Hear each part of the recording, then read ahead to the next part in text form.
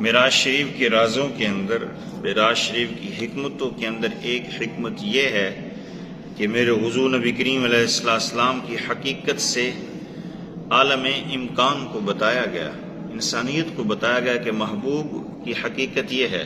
میرے حضور نبی کریم علیہ السلام نے 3 اسفار کیے، 3 معراجیں آپ کو حاصل ہوئی۔ پہلی معراج اسرا ہے، بیت اللہ سے لے کے بیت المقدس تک، یہ اپنے بشریت کے لبادے کے اندر معراج کی ہے۔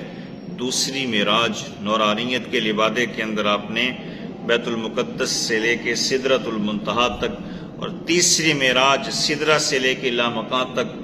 یہ جو معراج ہوئی ہے کہ بشر بیت المقدس تک، اور جو نور تھے وہ سدرۃ المنتہا تک ٹھہر گئے، لیکن میرے حضور آگے کس عالم کے اندر گئے، کس لبادے کے اندر گئے، یہ حقیقت ہے۔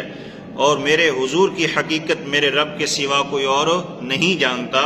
اسی لیے کسی اہل آشنا نے کہا تھا محمد صلی اللہ علیہ وآلہ وسلم سر وحدت ہیں، کوئی رمز ان کی کیا جانے، شریعت میں تو بندے ہیں، حقیقت میں خدا جانے۔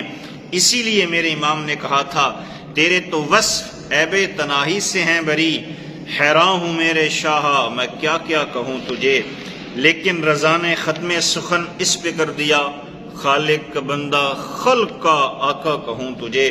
اسی لیے غالب سے کہا گیا حضور نبی کریم علیہ السلام کی تعریف و ثنا کے اندر کچھ لکھیں، تو غالب نے کہا غالب ثنائے خواجہ بیزداں گذاشتیم، کہاں ذات پاک مرتبہ دان محمد است۔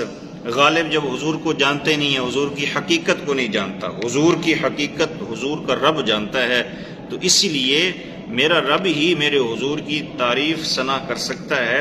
حضور نے یہ آپ کا وصف ہے، یہ آپ کا امتیاز ہے کہ جتنے بھی انبیاء ہیں، جتنی بھی مخلوقات ہیں، ان میں سے واحد میرے حضور ہیں جنہوں نے جاگتی ہوئی آنکھوں کے ساتھ، سر کی آنکھوں کے ساتھ میرے رب کا دیدار کیا۔